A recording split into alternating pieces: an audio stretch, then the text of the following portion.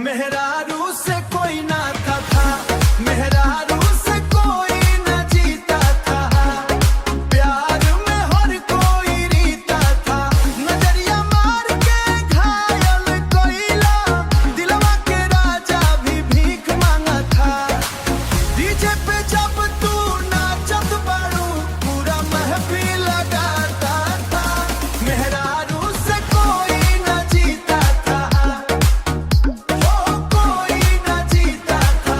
लाल lipstick कजरारी अखिया मारे करे जवा पे सीधा बनिया, चांद भी शर्मा जाए तोहरा आगे, लगे लुरानी तू सातो सर से न्यारी, तोहरे खातिर लड़ी का पागल, दिन रात भेजे प्यार के सिग्नल, दिलवा के खेल बड़ा गहरा था, मेहरारू से कोई नाता था।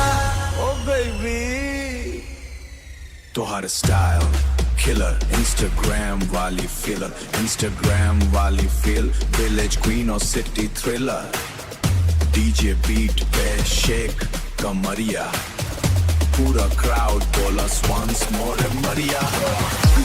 मेहरारू से कोई न जीता था, इश्क में सबके हार लिखल था, दिलवा चुरा के मुस्की मार लूं, जियारा हमार तड़पता था, डीजे रात भर बजता था, तोहरे नाम पे क्राउड झूमता था, मेहरारू से कोई नाता था, ए जारू से कोई न जीता था, मेहरारू से कोई न जीता था। चल गेट कौन कोई न जीता था।